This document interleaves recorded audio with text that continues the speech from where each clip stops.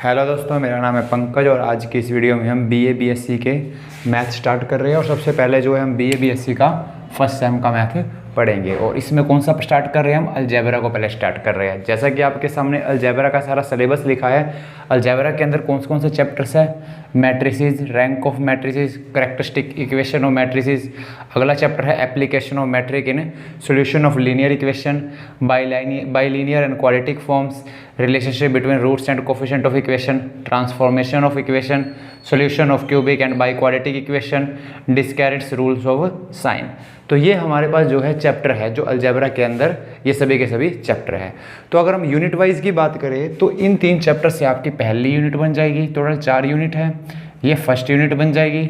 In chapter से जो है आपकी सेकेंड यूनिट बन जाएगी, ये आपकी यूनिट 2 हो गई और ये यूनिट 1 हो गई। इसके बाद ये जो 2 चैप्टर है, relationship between roots and coefficient of equation and transformation of equation, ये आपकी यूनिट 3 के अंडर आ जाएगा।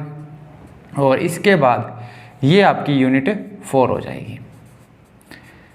तो ये हमारे पास पूरा अलजेब्रा का सिलेबस होगा, जो कि आपके सामने लिखा है। 4 यूनिट्स में जो है ये बटा हुआ है सिलेबस। और सबसे पहले जो हम स्टार्ट करेंगे वो क्या स्टार्ट करेंगे, सबसे पहले हम स्टार्ट करेंगे relationship between roots and coefficient of equation. यानी कि सबसे पहले हम ये वाला चैप्टर स्टार्ट कर रहे हैं, इसके बाद ये करेंगे। यानी कि यूनिट 3 स्टार्ट कर रहे हैं। और ज़्यादा देर ना करते हुए हम जो है इसको स्टार्ट करते हैं। तो सबसे पहले हम चैप्टर स्टार्ट कर रहे हैं relationship between roots and coefficient. तो ये वाला चैप्टर सबसे पहले हम स्टार्ट कर रहे हैं। और इसके अंदर सबसे पहले हम क्या पढ़ेंगे, देखो इसके अंदर सबसे पहले पढ़ेंगे हम पॉलिनोमियल क्या होता है। तो सबसे पहले हमने पढ़ना है पॉलिनोमियल क्या होता है। तो पॉलिनोमियल क्या होता है, मैं इसकी डेफिनेशन लिख देता हूँ पहले। कोई भी एक अलजेब्रिक एक्सप्रेशन जिसमें वेरिएबल की पावर एक होल नंबर हो, उसको हम बोलते हैं पॉलिनोमियल। तो एक बार पहले मैं डेफिनेशन लिख दूँ, आगे मैं समझाता हूँ कि क्या मीनिंग है इसका। एनी अलजेब्रिक एक्सप्रेशन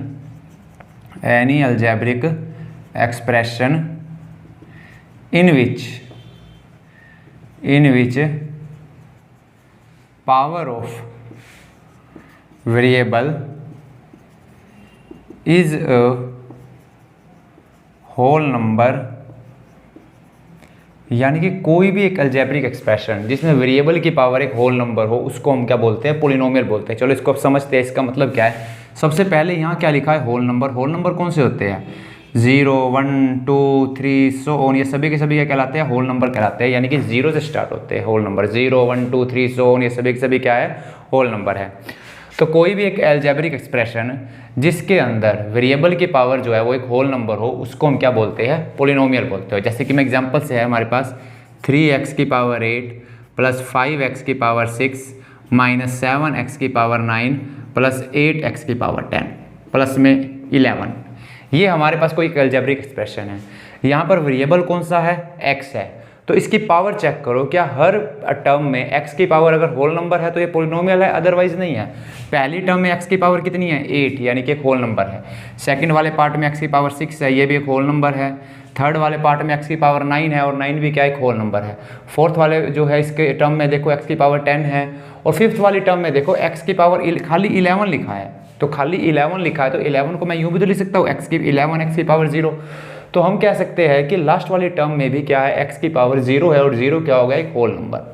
तो ये एक पॉलिनोमियल है। तो पॉलिनोमियल में क्या होगी, वेरिएबल की पावर क्या होगी, वेरिएबल की पावर होल नंबर होगी। जैसे यहाँ x वेरिएबल है और आप देख सकते हो कि हर बार x की पावर एक होल नंबर्स में है, तो ये क्या हो गया, एक पॉलिनोमियल हो गया। यहाँ लास्ट में 11 लिखा है, तो 11 को हम 11 x की पावर 0 लिख सकते हैं। तो इसीलिए यहाँ पे भी क्या हो गया, लास्ट वाली टर्म में भी क्या हो गया, वेरिएबल की पावर एक होल नंबर हो गई। तो ये क्या हो गया, एक पॉलिनोमियल हो गया।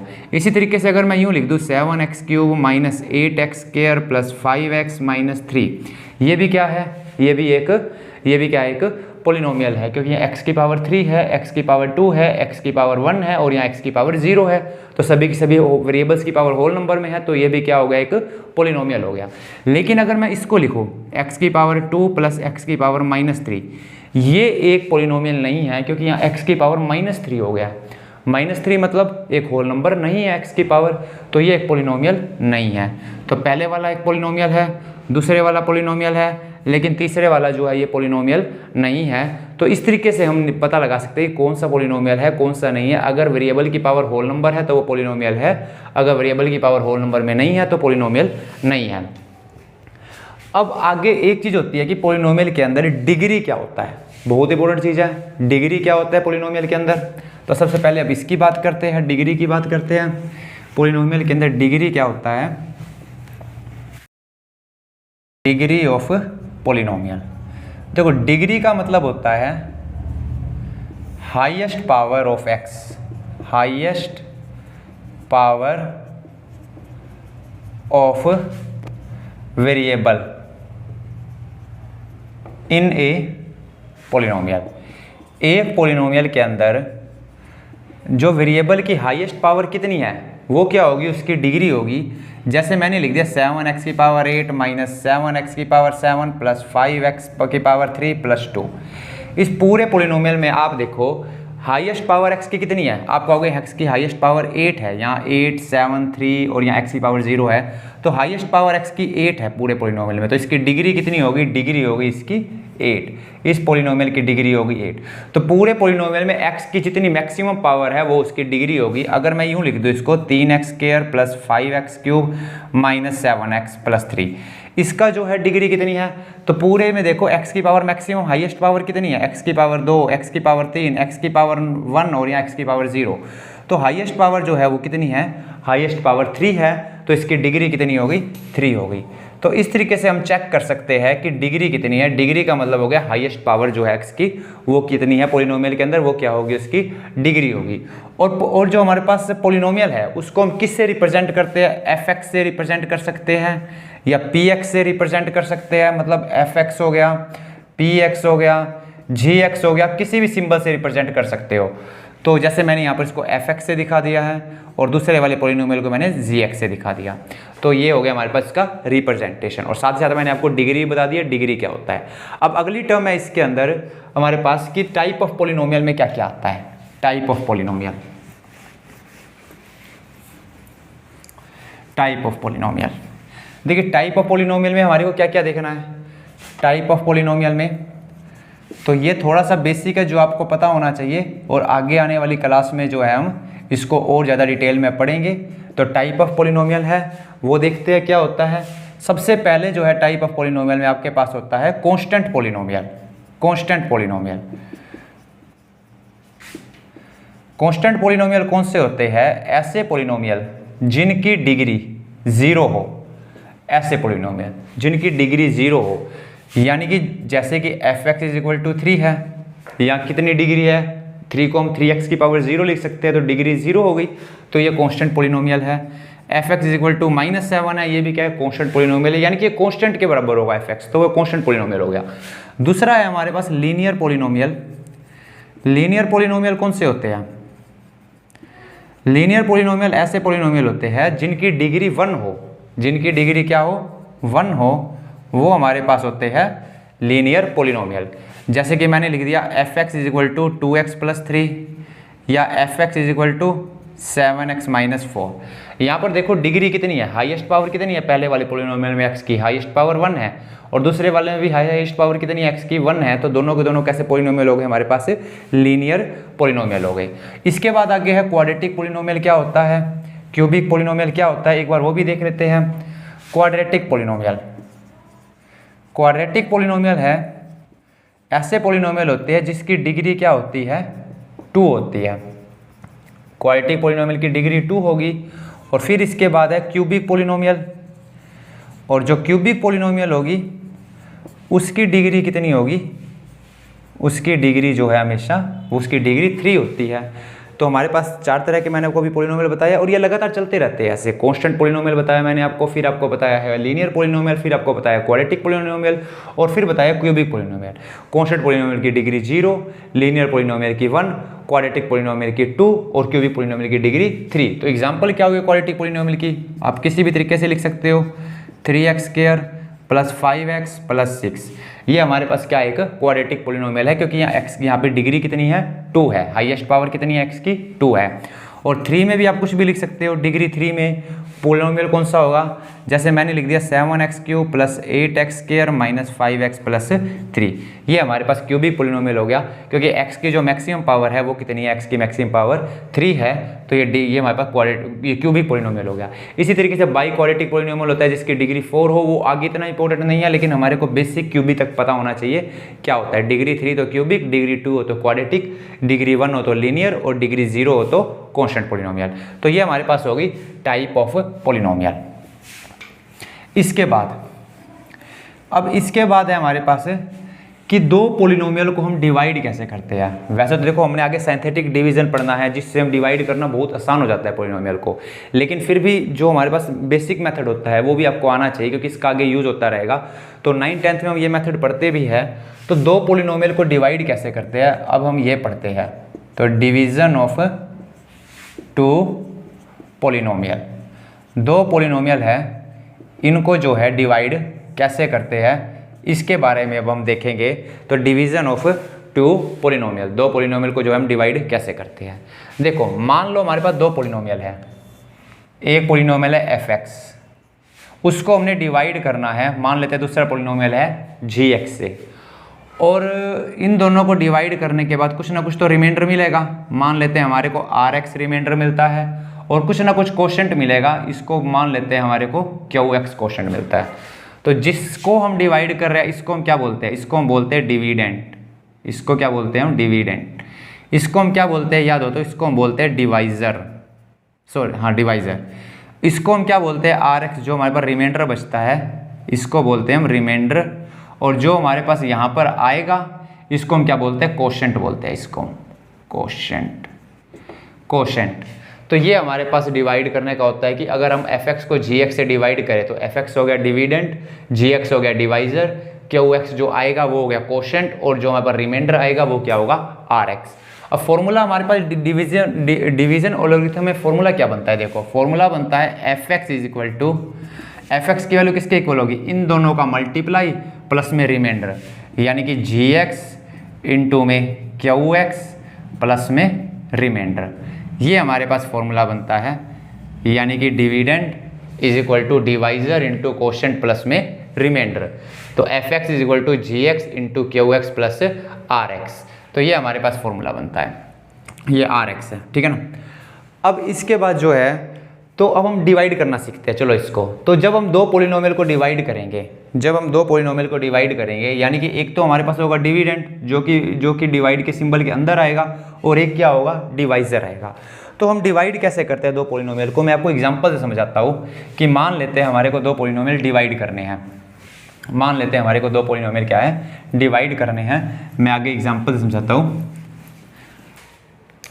जैसा कि अब आपके सामने क्वेश्चन लिखा है, हमारे को डिवाइड करना है 2x की power 4 minus 3x³ minus 3x² plus 6x minus 2 को किससे डिवाइड करना है, x² माइनस 2 से डिवाइड करना है। तो इसको डिवाइड हम कैसे करेंगे, तो सबसे पहले जिसको डिवाइड करना है वो आएगा अंदर।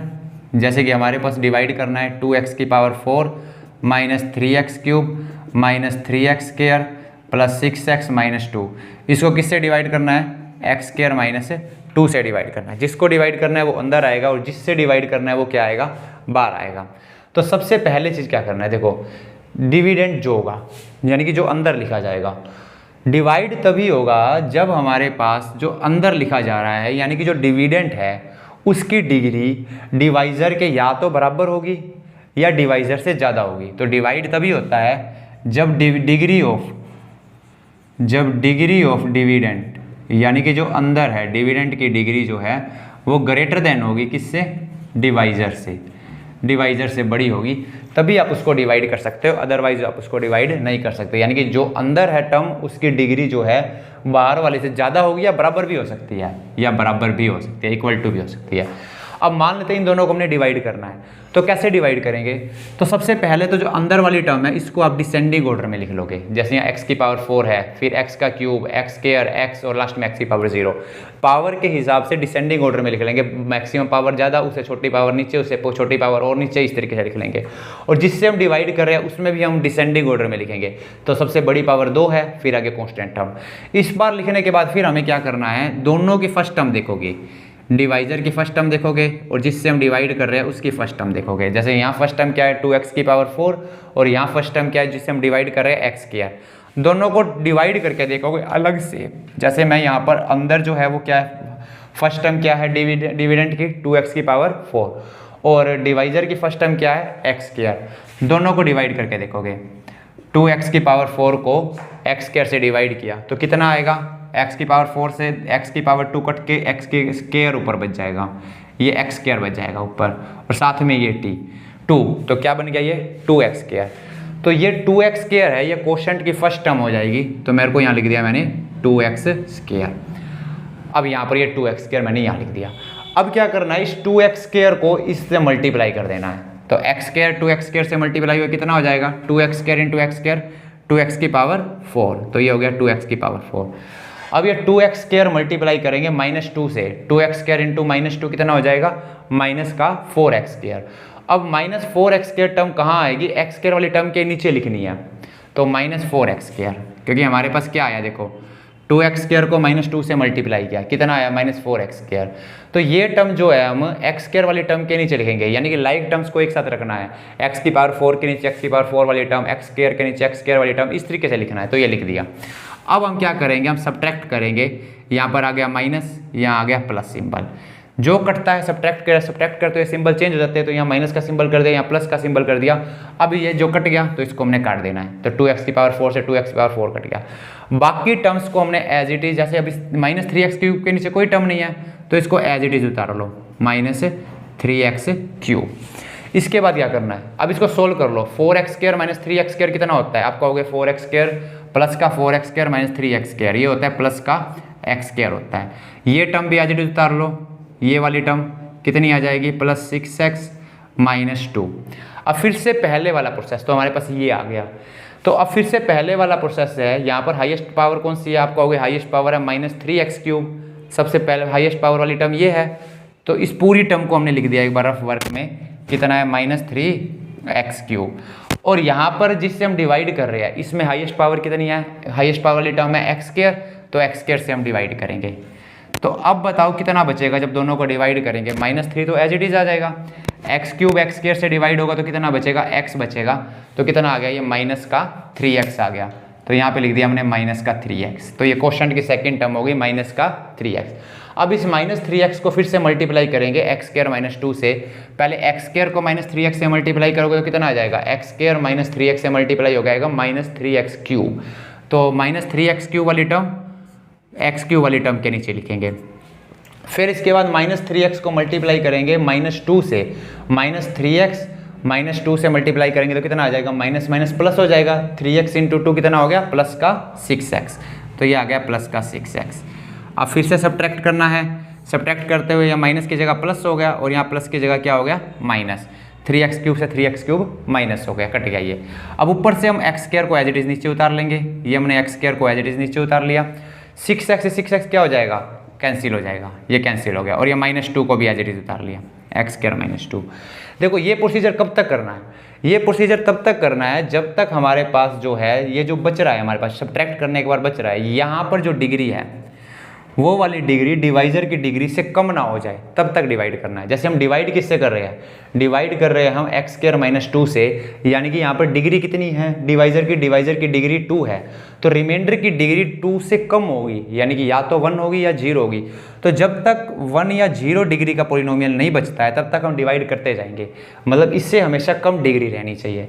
तो अब देखो x स्क्वायर -2 है, यहाँ फर्स्ट टर्म x स्क्वायर है, यहाँ फर्स्ट टर्म x स्क्वायर है, दोनों को फिर से डिवाइड करेंगे, x स्क्वायर से डिवाइड होगा तो कितना आएगा, 1 आएगा, तो ये चला गया प्लस के 1 पर, तो प्लस के 1 पर चला गया, तो 1 × x स्क्वायर हो गया x स्क्वायर, और -2 × 1 हो गया -2। अब फिर से सब्ट्रैक्ट करेंगे, ये माइनस ये प्लस, x स्क्वायर से x स्क्वायर कैंसिल, 2 से 2 कैंसिल, तो रिमाइंडर कितना बच गया, 0। तो यहाँ पर हम स्टॉप हो गए।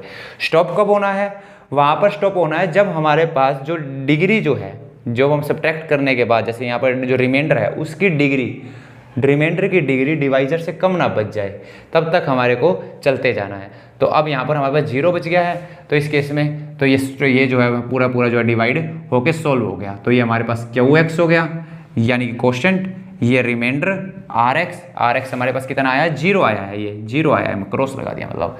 और ये हमारे पास डिवाइजर हो गया और ये क्या हो गया, डिविडेंड। तो ये हमने जो है इसको डिवाइड करके दिखाया है। तो ये पहला क्वेश्चन था। चलो एक क्वेश्चन है और है, अब इससे अगला क्वेश्चन है, मान लेते हैं हमारे को डिवाइड करना है x की power 5 minus 4x cube plus x square plus 3x plus 1 को किससे डिवाइड करना है, x cube minus 3x plus 1 से। तो देखो कैसे डिवाइड करेंगे। तो फिर से हमने जिसको डिवाइड करना है वो अंदर लिख दिया। तो x की power 5 minus 4x cube plus x square plus 3x plus 1 इसको अंदर लिखा, और जिससे डिवाइड करना है इसको बाहर लिखा। तो x cube minus 3x plus 1। तो एक बात और ध्यान रखना है, मैंने आपको बताया डिसेंडिंग ऑर्डर में लिखना है पावर्स को। जैसे यहाँ x की पावर 5, फिर 3, फिर x की पावर 2, फिर x की पावर 1 और लास्ट में कांस्टेंट टर्म है यानी कि x की पावर 0 है। तो आपको हर बार डिसेंडिंग ऑर्डर में लिखना है, अंदर भी और बाहर भी। बाहर भी देखो डिसेंडिंग ऑर्डर में, x की पावर 3, x की पावर 1 और x की पावर 0। तो पहले इस तरीके से लिखना है, दोनों की फर्स्ट टर्म देखेंगे। यहाँ फर्स्ट टर्म x की पावर 5 है, यहाँ फर्स्ट टर्म x का क्यूब है, दोनों को डिवाइड कर दो। तो x की पावर 5 x क्यूब से डिवाइड होगा तो कितना आ जाएगा, x स्क्वायर आ जाएगा। तो पहली टर्म को पहली टर्म से डिवाइड कर दिया x स्क्वायर। तो x स्क्वायर क्या होगा, x स्क्वायर होगा कोशेंट की फर्स्ट टर्म। तो हमने यहाँ लिखना है भागफल में, कोशेंट में x स्क्वायर। अब x स्क्वायर x क्यूब से मल्टीप्लाई होगा कितना देगा, x की पावर 5 देगा। तो x की पावर 5 के नीचे x की पावर 5 आ गया। x स्क्वायर जो है माइनस 3x से मल्टीप्लाई होकर क्या देगा, माइनस का 3x क्यूब देगा। तो हमने लिख दिया, और x क्यूब वाली टर्म के नीचे x क्यूब वाली टर्म लिख दी, माइनस 3x क्यूब। और x स्क्वायर जो है 1 से मल्टीप्लाई होकर क्या देगा, प्लस का x स्क्वायर देगा। तो हमने यहाँ लिख दिया x स्क्वायर लिख दिया। अब क्या करना है, इनको सब्ट्रैक्ट करना है। सब्ट्रैक्ट करने के बाद यहाँ माइनस का सिंबल हो जाएगा, यहाँ प्लस का हो जाएगा, यहाँ माइनस का। x की पावर 5 से x की पावर 5 कट गया, x स्क्वायर से x स्क्वायर कट गया। Minus 4x cube plus 3x cube कितना आएगा, माइनस का x क्यूब आएगा। और बाकी सभी टर्म एज इट इज उतार लेंगे, 3x को एज इट इज उतार लेंगे ऊपर से, प्लस का 3x, और ऊपर से 1 को भी एज इट इज उतार लेंगे, प्लस का 1। अब इसके बाद यहाँ फर्स्ट टर्म क्या है, हाईएस्ट पावर वाली माइनस एक्स क्यूब, और यहाँ पर क्या है एक्स क्यूब। तो माइनस एक्स क्यूब को एक्स क्यूब से डिवाइड करेंगे तो कितना आएगा, माइनस का 1 आएगा। तो अब अगले टर्म आ गई माइनस 1। अब माइनस 1 आया है, इसको एक्स क्यूब से मल्टीप्लाई करो, कितना आया, माइनस का एक्स क्यूब, माइनस का एक्स क्यूब। माइनस 3x को माइनस 1 से मल्टीप्लाई करोगे कितना आ जाएगा, प्लस का 3x आ जाएगा, प्लस का 3x। और माइनस 1 को प्लस 1 से मल्टीप्लाई करोगे कितना आ जाएगा, माइनस का 1 आ जाएगा। तो यहाँ आ गया माइनस का 1। अब फिर से हमने क्या करना है, सब्ट्रैक्ट करना है। माइनस की जगह प्लस सिंबल हो गया, प्लस की जगह माइनस, माइनस की जगह प्लस। यहाँ पर ये कट गया, ये भी कट गया, 1 + 1 कितना हो गया, 2। अब देखो डिवाइड कर रहे थे, वहाँ डिग्री कितनी है, 3, और जो यहाँ पर आया है यहाँ पर डिग्री कितनी है, 3 से कम है, यानी कि यही हमारा रिमाइंडर है, यही हमारा रिमाइंडर है।